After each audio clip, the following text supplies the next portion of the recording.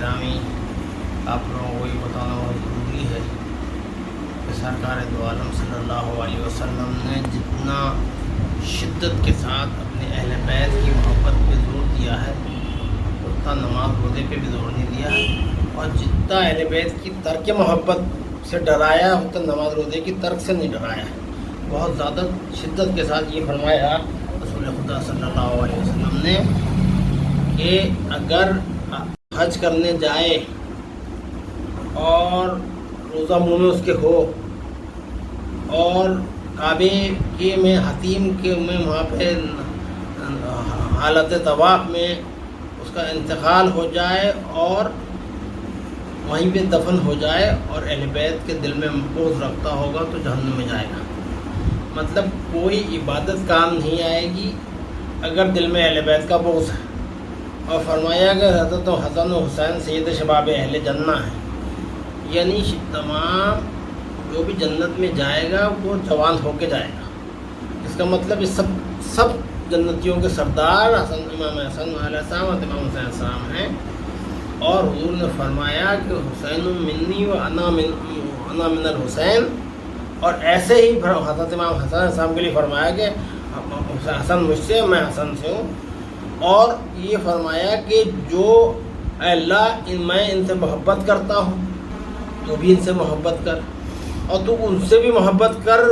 جو ان سے محبت کرتا ہے، اور جو ان سے بغض رکھتا ہے تو ان سے بغض رکھ، جو ان سے جنگ کرتا ہے میں اس سے جنگ کروں گا اور تو بھی ان سے جنگ کر۔ تو اہل بیت کی دشمنی رکھنا یا ان سے بغض رکھنا کسی رتی برابر بھی اللہ سے بغض رکھنا، رسول سے بغض رکھنا ہے، اور رسول سے دشمنی رکھنا ہے اور اللہ رسول سے جنگ کرنا ہے۔ تو ان کی محبت دیکھیے قرآن میں واضح طور پہ سورہ شورا آیت مودت میں اللہ تعالیٰ نے فرما دیا کہ اے محبوب آپ فرما دیے قل لا اسألکم علیہ اجرا الا المودۃ فی القربہ، کہ اگر تم اجر رسالت ادا کرنا چاہتے ہو، یعنی دین جو تم تک پہنچایا گیا، دین محمدی اسلام جو سب سے بڑی رحمت ہے، وہ جو تمہیں پہنچایا گیا اس کی کچھ اجر، کچھ قیمت، کچھ خدمت ادا کرنا چاہتے ہو تو میرے اقربا سے محبت کرو۔ اور اقربا جب صحابہ نے پوچھا، بخاری مسلم کی حدیث شریف ہے کہ یا رسول اللہ آپ کے کون سے وہ اقربا ہیں جن کی محبت ہم پہ اجر رسالت کے عوض میں واجب کی گئی ہے،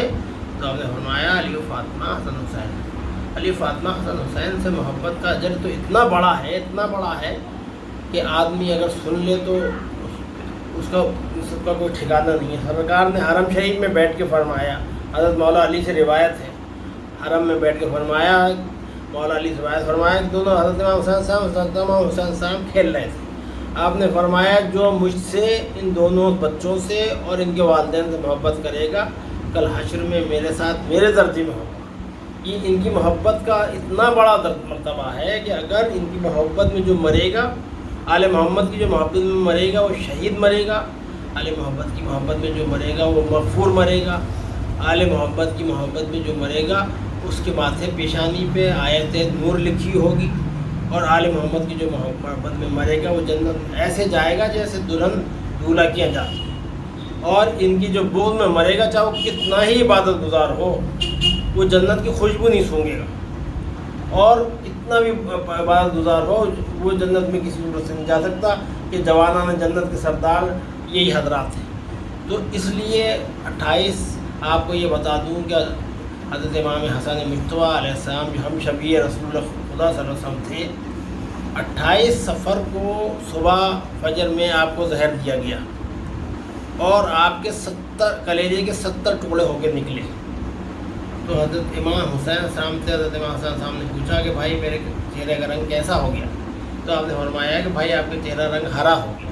تو آپ نے فرمایا حدیث پوری ہو گئی، رسول خدا نے فرمایا تھا کہ میرا بیٹا حسن جب شہید ہوگا تو اس کا چہرہ رنگ ہرا ہو جائے گا، اور وہ حدیث پوری ہو گئی، اور آپ کے 70 کلیجے کے ٹکڑے ہو کے نکلے، اور آپ کا جب شہادت ہوئی تو مغرب کی اذان ہو رہی تھی۔ تو اس سے ہی مطلب ہوا کہ 28 کو مغرب کی اذان ہونے کا مطلب یہ ہوا کہ 29 لگ گئی۔ تو شہادت تو 28 کو مغرب بعد ہوئی تو فاتحہ 29 کو ہوتی ہے، لیکن جو مصائب گزرے آپ پہ وہ 28 کو گزرے۔ تو جو سوگ منایا جاتا ہے وہ مصائب کو منایا جاتا ہے۔ آپ پورے دن آپ کو خون کی الٹیاں ہوتی رہیں، اس میں آپ کے کلیجے کے ٹکڑے نکلتے رہے اور 70 ٹکڑے کلیجے کے نکلے، اور صبح فجر سے لے کے اور شام مغرب تک۔ تو 28 اور 29 2 دن جو ہے سوگ منایا جاتا ہے۔ اور حضرت امام حسن علیہ السلام، اور آپ کو یہ بتاتے ہیں کہ حضرت حضور کی حدیث شریف تھی، مولا علی شیر خدا کی شہادت کے بعد حضرت امام حسن علیہ السلام 5 مہینے خلیفہ رہے۔ حضرت حضور کی سب جانتے ہیں، حضور کی حدیث شریف تھی کہ میرے بعد 30 سال خلافت رہے گی، پھر ملوکیت ہو جائے گی۔ ملوکیت مطلب بادشاہی ہو جائے گی۔ 30 سال خلافت راشدہ رہے گی، راشدہ مطلب جو رشد و ہدایت والی ہوگی اور حق پہ ہوگی۔ تو 30 سال تک خلافت رہی۔ جب 5 مہینے گزر گئے، وہ 30 سال پورے ہو گئے، تو آپ نے صلح کر کے، دیکھیے ہمیشہ یاد رکھیے، صلح اس سے ہوتی ہے جس سے لڑائی ہو۔ صلح حدیبیہ جب حضور نے کری تھی تو کافروں سے صلح ہوئی تھی، تو ایسے ہی جن سے لڑائی ہو ان سے صلح ہوتی ہے۔ تو جن لوگوں کو صلح کی گئی وہ دشمن اسلام تھے، اور وہ مولا علی سے جنگ کرتے رہے تھے۔ اور مولا علی سے جنگ کا مطلب ہے کہ حضور نے فرمایا کہ جو علی سے جنگ کرے گا وہ مجھ سے جنگ کرے گا۔ علی مال حق، حق مال علی، علی حق کے ساتھ ہے، حق علی کے ساتھ ہے۔ علی مال قرآن، قرآن مال علی، علی قرآن کے ساتھ ہے اور قرآن علی کے ساتھ ہے۔ اور آپ نے فرمایا تھا کہ حضرت عمار بن یاسر جو مولا علی کے ساتھ تھے، جب وہ، یہ حدیث مشہور ہے کہ عمار کو باغی گروہ شہید کرے گا، اور جب وہ ان کو حق کی طرف بلاتا ہوگا اور ان کو پھر بھی وہ شہید کر دے گا، وہ گروہ جو حق، وہ ان کو نہیں مانے گا۔ اور حضرت حضور کی یہ بھی حدیث شریف تھی کہ میری ازواج میں سے ایک جو مقام ابواب پہ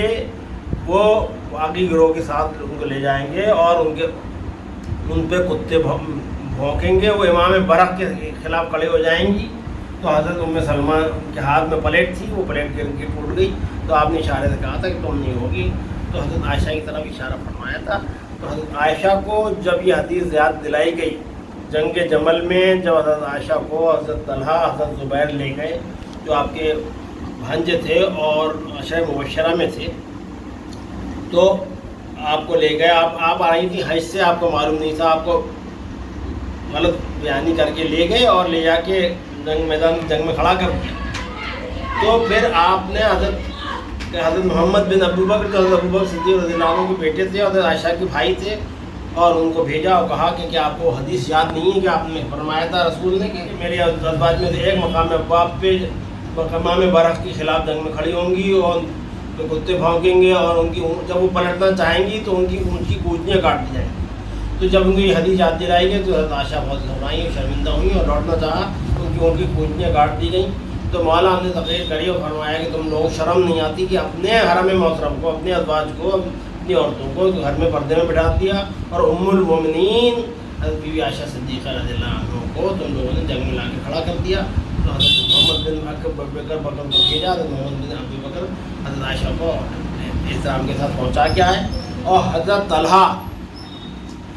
طلحہ کو بلا کے کہا کہ طلحہ کیا تمہیں یاد نہیں کہ مولانا حضور نے فرمایا تھا کہ من کنت مولا فہذا علی المولا؟ تو حضرت طلحہ خاموش ہو گئے، وہ شرمندہ ہوئے، اور وہ جا کے جب وہ پلٹے تو مروان نے ان کے تیر مارا اور وہ شہید ہونے لگے۔ تو واقعہ میں بتا رہا ہوں، یوں کہ وہ تھے عشرہ مبشرہ، حضور نے بشارت دی تھی کہ یہ جنت، جس لوگوں کو دنیا میں جنت کی بشارت دے دی تھی۔ تو یہ میں واقعہ بتا رہا ہوں کہ حضرت طلحہ جب ان کو بتایا تو انہوں نے اپنی غلطی مانی، اور جب ان کے مروان نے تیر مارا کہ وہ سمجھ گیا مولا کی طرف جا رہے ہیں، تو انہوں نے ایک سپاہی کو بلایا جو بہت خوبصورت تھا، ان کا پوچھا تم کون ہو؟ انہوں نے کہا کہ میں مولا علی شیر خدا کا سپاہی ہوں۔ تو انہوں نے ان کے ہاتھ پہ، حضرت طلحہ نے اس سپاہی کے ہاتھ پہ بیعت کرتے ہوئے کہا کہ تم گواہ رہنا کہ میں مولا علی کی بیعت کر رہا ہوں اور مولا علی کے ساتھ ہو رہا ہوں، اور بیعت کر لی۔ تو جب مولا کو یہ بات اس سپاہی نے بتائی تو آپ نے فرمایا کہ جب جنت کے دروازے پہ طلحہ پہنچے تو جب تک میرے بیعت کی تختی ان کے گلے میں نہیں لٹکی تھی، جب تک جنت کا دروازہ نہیں کھلا ان کے لیے۔ تو جب انہوں نے بیعت کر لی، کیونکہ وہ عشرہ مبشرہ تھے، ان کی بات غلط نہیں ہو سکتی، انہوں نے بیعت کری اور وہ شہید ہو گئے۔ ہر انسان سے غلطی ہوتی ہے، جو 12 امامین ہیں اور پنجتن پاک ہیں، یہ معصوم ہیں، ان سے غلطی نہیں ہو سکتی، باقی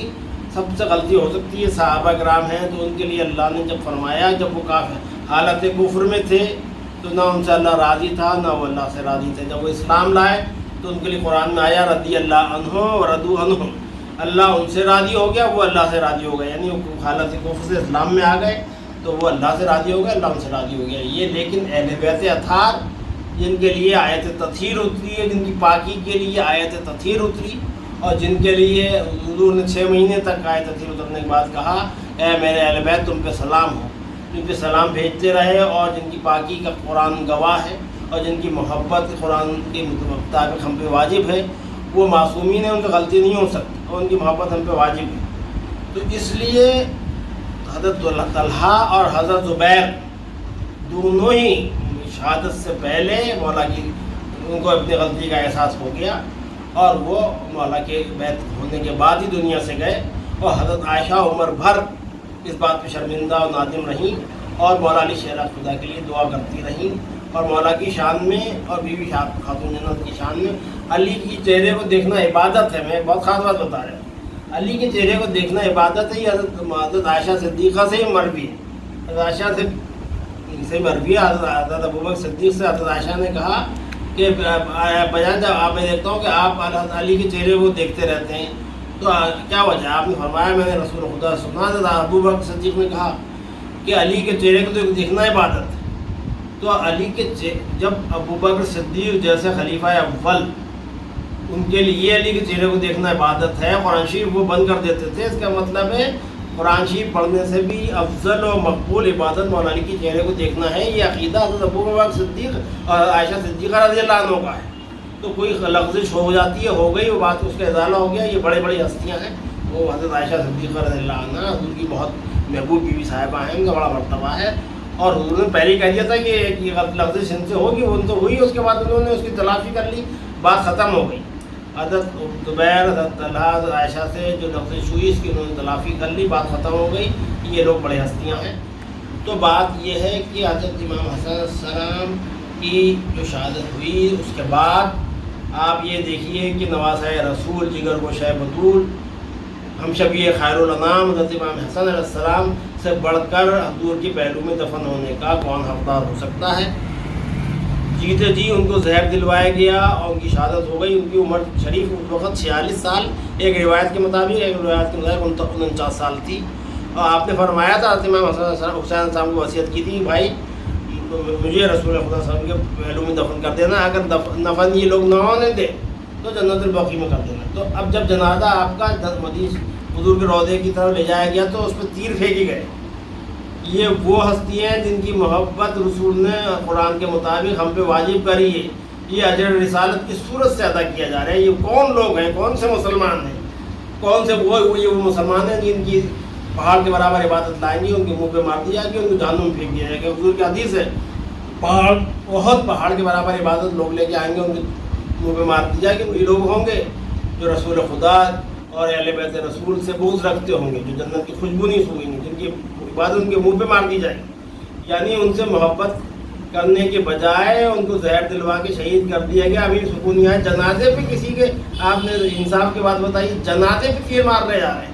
تو امام حسن علیہ السلام کو زہر دلوا کے جنازے پہ تیر مارے گئے، حضرت امام حسین صاحب کو اس وقت کربلا میں شہید کر دیا گیا۔ یہ وہی مسلمان ہیں جو بظاہر مسلمان ہیں، بباطن منافق ہیں، اور منافق وہ ہوتا ہے جو کافر سے بھی بدتر ہوتا ہے، اور جہنم کے ساتھ آخری طبقے میں ہوگا، بدترین ہوتا ہے، کافر سے بھی بدتر ہوتا ہے۔ تو اس لیے حضرات میں آپ کو یہ پیغام دینا چاہتا ہوں کہ غوث پاک، غریب نواز، قطب صاحب، بابا صاحب، محبوب پاک، صابر صاحب،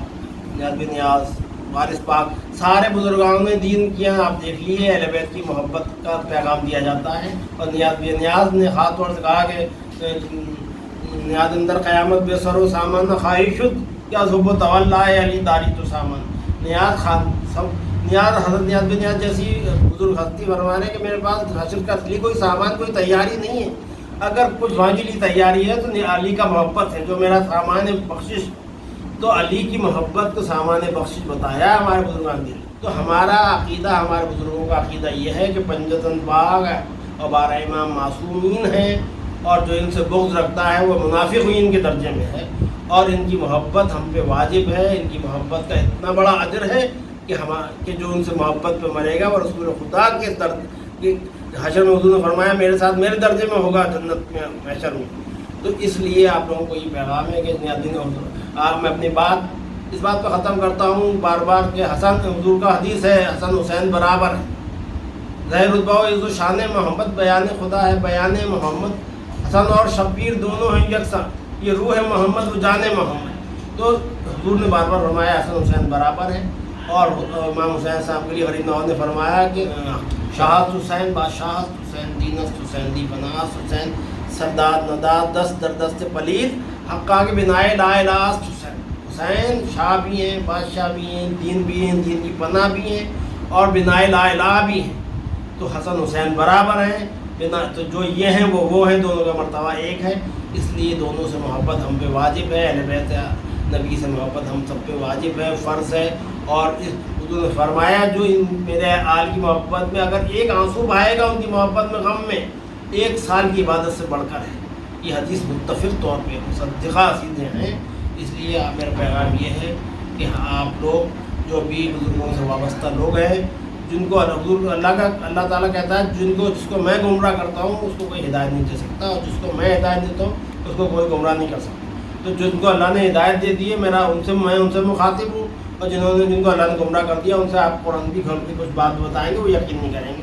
تو جو لوگ معلومات کی کمی کی وجہ سے صحیح عقیدہ ان کو نہیں ہے، ان سے میرا کہنا یہ ہے کہ اگر پنجتن کی محبت میں اگر ایک بھی سجدہ کریں گے تو وہ قبول ہو جائے گا، اور ان کی حفوظ کے ساتھ عمر پر سجدے میں رہیں گے تو وہی حشر ہوگا جو شیطان کا ہوا۔ 1.5 لاکھ سال تک چپے چپے پہ سجدہ کرنے کے بعد بھی لعنت کا تحفہ اس کے گلے میں ڈال دیا گیا، کیونکہ اس نے نبی کریم صلی اللہ علیہ وسلم کے جو نور و متبرک جو آدم کی پیشانی میں تھا اس کو سجدہ کرنے سے منع کر دیا۔ وہ اللہ کی محبت تھی، یہ رسول کی محبت ہے۔ وہ اللہ کی محبت تھی، شیطان لعنت کا تحفہ ڈل گیا۔ یہ رسول کی محبت ہے اہل بیت۔ اگر آپ ان سے محبت سے انکار کریں گے تو آپ کے گلے میں بھی تو لعنت کا تحفہ پڑ سکتا ہے۔ اس لیے اہل بیت سے محبت کریے، اور اہل بیت کی محبت اور پنجتن کی محبت کریے، اور ان کی سیرت پہ چلنے کی کوشش کریے، اور ان کا نیاز نظر کریے۔ اور میری دعا یہ ہے کہ اللہ جو بھی یہ دیکھ رہا ہے اس کو اپنے حبیب نبی کریم صلی اللہ علیہ وسلم کے صدقے میں، ان کے اہل بیت اطہار کے صدقے میں، شہیدان کربلا کے صدقے میں، امام حسن مجتبیٰ اور امام حسین صاحب کے صدقے میں، شہیدان حضرت امام حسین کے آخری سجدے کے صدقے میں، اور شہیدان کربلا کی اسیری کے صدقے میں، ان کی یتیمی کے صدقے میں، شہیدان کربلا کی تشنگی کے صدقے میں، اور امام حسین کے آخری سجدے کے صدقے میں تو ہماری تمام حاجات کو قبول کر لے، ہماری پریشانیوں کو دور کر دے، ہماری مشکلوں کو آسان کر دے، ہماری دنیا میں خیر و برکت عطا فرما، ہماری جان میں، مال میں، آل میں، اولاد میں، ایمان میں، کاروبار میں، روزگار میں، ہماری عمر میں، صحت میں، تندرستی میں، مال و دولت میں، دین و دنیا میں برکت عطا فرما، صحت عطا فرما، اور ہمیں اپنے حبیب سے محبت، اللہ کے حبیب سے محبت، ان کے اہل بیت سے محبت کرنے کی توفیق عطا فرما، امام حسین کا غم کرنے کی توفیق عطا فرما، اور بزرگان دین کی نقش قدم پہ چلنے کی توفیق عطا فرما، اور بزرگان دین سے وابستگی عطا فرما۔ آمین ثم آمین یا رب العالمین۔ باقی محمد علیہ وصحبہ اجمعین، باقی لا الہ الا اللہ محمد رسول